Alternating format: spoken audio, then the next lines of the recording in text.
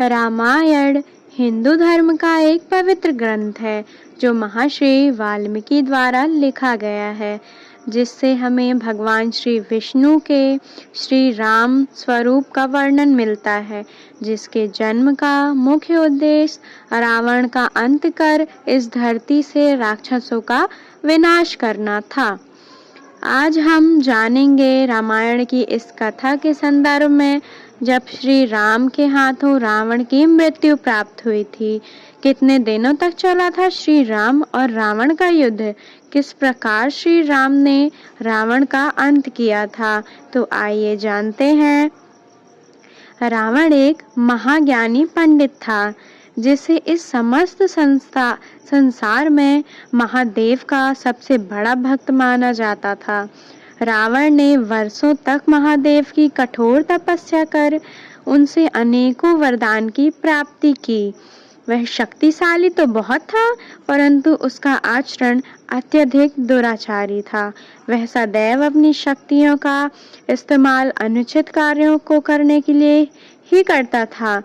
रावण का अंत तो उसी दिन ही सुनिश्चित हो गया था जिस दिन पृथ्वी लोक पर राजा दशरथ के घर मां कौशल्या के गर्भ से प्रभु श्री राम ने जन्म लिया था। श्री राम का वनवास जाना और रावण द्वारा माता सीता का हरण होना भी रावण का अंत करने के लिए ही पूर्व सुनिश्चित था। रावण ने अपनी पहली बहन शूर्पणखा के अपमान की प्रतिशोध लेने के लिए सीता का अपहरण किया था। वह माता सीता के रूप पर बहुत ही मोहित हो गया था और उन्हें अपनी रानी के रूप में बनाना चाहता था, परंतु माता सीता ने उसके इस प्रस्ताव को कभी स्वीकार नहीं किया। माता सीता की खोज में जब श्री राम को यह ज्ञात हुआ कि रावण माता सीता को बंदी बनाकर अपनी सोने की लंका ले गया है, तब श्री राम अपनी वानर सेना के साथ माता सीता को रावण की कैद से वापस लाने के लिए लंका जा पहुँचे, जहाँ श्री राम की सेना का रावण के पुत्रों और उसकी सेना के साथ भयंकर युद्ध हुआ। रावण के पुत्र निरांतर, कृष्णा और अक्षय कुमार का वध हनुमान जी द्वारा हुआ।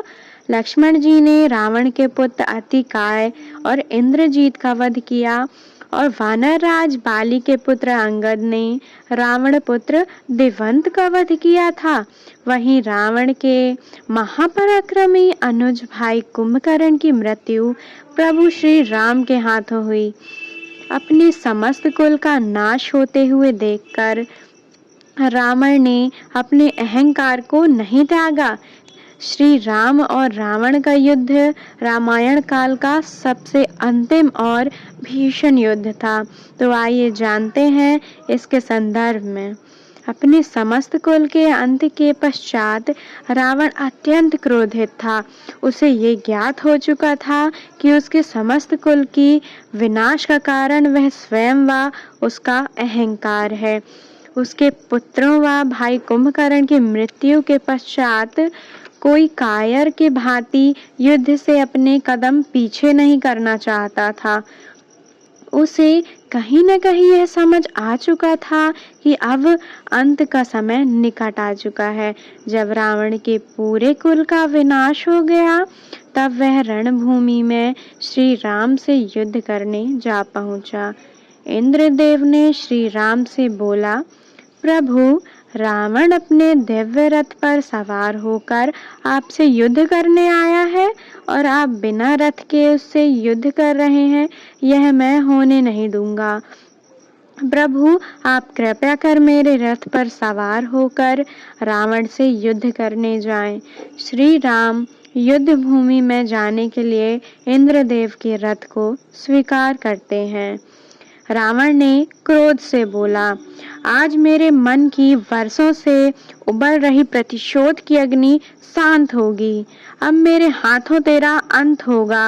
राम, तब हनुमान ने क्रोध से बोला, श्री राम से लड़ने से पहले उसके सेवक का सामना करके दिखा रावण। तब रावण ने बोला, अब तो बालक भी युद्ध भूमि में क्रीड़ा करने आ रहे हैं। और रावण ने हनुमान को पराजित कर दिया। उसके बाद सुग्रीव भी रावण से युद्ध करने गए और रावण ने सुग्रीव को भी पराजित कर दिया। उसके पश्चात जामवंत जी ने क्रोधित होकर रावण की छाती पर इतनी जोर से अपने पैर से प्रहार किया कि वह वहीं मूर्छित होकर अपने रथ पर गिर पड़ा।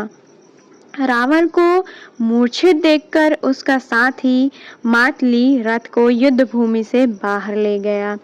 तब रावण ने क्रोधित होकर बोला, मूर्ख, तू हमें रणभूमि से क्यों ले आया? उसके साथी ने बोला, महाराज, आप रणभूमि में मूर्छित हो गए थे, इस कारण वश आपकी रक्षा के लिए आपको रणभूमि से ले आया। तब रावण ने क्रोधित होकर बोला, मूर्ख, तूने सबके सामने मेरी नाक कटवा दी, मुझे कायर की भांति ले आया। मुझे लाना ही था तो युद्ध भूमि से मेरे मृत शरीर को ले आता। कम से कम इस संसार के सामने मेरा मस्तक तो नहीं झुकता। तूने तो मेरा मान को कलंकित कर दिया। मूर्ख, अब चल, तीव्रता से मुझे रणभूमि में ले चल। रावण पुनः युद्ध भूमि में श्री राम से युद्ध करने जा पहुंचा। तब रावण ने बोला, राम, तेरा काल युद्ध भूमि में आ चुका है। तेरा अंत करने के लिए मैं अब और प्रतीक्षा नहीं कर सकता। तब श्री राम ने कहा, बातों से युद्ध भूमि में युद्ध नहीं जीते जाते रावण। उठाओ अपना धनुष और युद्ध करो मुझसे। इसके पश्चात श्री राम और रावण के बीच विभीषण युद्ध हुआ। श्री राम स्वयं विष्णु जी का अवतार थे, परंतु रावण ने भी अपने तप से उनकी शक्तियां और सिद्धियों की प्राप्ति की थी, इसलिए उसे युद्ध में हराना कोई सरल कार्य नहीं था। श्री राम और रावण दोनों ही एक दूसरे पर दिव्य और विनाशकारी तीरों के प्रहार कर रहे थे, परंतु दोनों के बीच युद्ध का कोई अंत न था। श्री राम और रावण के बीच 7 दिनों तक युद्ध चलता रहा। श्री राम का जन्म मुख्य रूप से रावण का वध करने के लिए ही हुआ था। रावण इतना शक्तिशाली था कि श्री राम के लिए भी उसका वध करना इतना सरल न था। दोनों के बीच कभी आकाश में तो कभी पहाड़ों में तो कभी जमीन पर निरंतर युद्ध होता रहा। श्री राम जैसे ही अपने बाण से रावण के सिर को उसके शरीर से अलग करते, वैसे ही उसका मस्तक पर नया शीश उग जाता। प्रभु श्री राम भी ऐसा देख बहुत बड़ी असमंजस में पड़ गए और बोले, ऐसा कैसे हो सकता है? हमारे बाण इस प्रकार कैसे विफल हो सकते हैं? हमने इतने बाणों से हमने मारिच, घर, दूषण का भी अंत किया है। इसी बाण से हमने अनेक राक्षसों का वध किया है, पर इस बाण से रावण का अंत संभव क्यों नहीं हो रहा है? श्री राम को इस प्रकार सोच में पड़ा। विभीषण जी श्री राम को रावण की मृत्यु का मार्ग सुलझाने उनकी सहायता के लिए आते हैं। तब रावण ने क्रोधित होकर कहा, कुलद्रोही विभीषण, मेरा पुत्र मुझसे कहता था, यही मैंने तुझे पहले ही मृत्यु के घाट उतार दिया होता तो आज मेरे कुल का विनाश न होता। आज लंका का इतिहास कुछ और होता। तुझे जीवित छोड़कर ये मेरे जीवन की सबसे बड़ी गलती थी। तो उसी क्षण मर गया होता तो आज मुझे ये दिन न देखना पड़ता। ये संसार अब तुझे भ्राता दोही, कुल दोही कहकर पुकारेगा।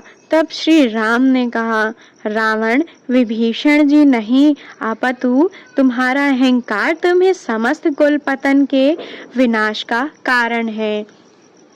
हमने तुम्हें इतने अवसर प्रदान किए, परंतु तुमने सदैव हमारे अवसर को ठुकरा दिया। पहले ही क्षमा मांगकर तुमने मेरी शरण में आ गए होते तो आज तुम्हारे साथ तुम्हारे सभी पुत्र और भाई भी जीवित होते। तब रावण ने कहा, तूने ऐसा सोचा भी किस प्रकार कि लंकापति रावण तुझसे क्षमा याचना करेगा? तुमने मेरे पूरे कुल का विनाश किया है। मेरे प्रतिशोध की अग्नि उस क्षण तक शांत नहीं होगी जब तक मैं अपने हाथों से तेरा वध न कर दूं। हे राम। तब विभीषण जी ने कहा, प्रभु, आप इस प्रकार रावण का अंत नहीं कर सकेंगे। ब्रह्मा जी के वरदान से रावण की नाभि में अमृत है। इस कारण उसका सर अलग होने के बाद दोबारा जुड़ जाता है। प्रभु, उसका अंत करने के लिए आपको उसकी नाभि का अमृत सुखाना होगा। उसके लिए आपको अग्नि अस्त्र का उपयोग करना होगा। तभी आप रावण का अंत करने में सफल हो पाएंगे। विभीषण जी के मार्गदर्शन से श्री राम रावण की नाभि पर अग्नि अस्त्र से प्रहार करते हैं। इस उनके प्रहार से रावण की नाभि का अमृत सूख जाता है और रावण श्री राम श्री राम श्री राम बोलते हुए अपने प्राण निकाल देता है। धन्यवाद।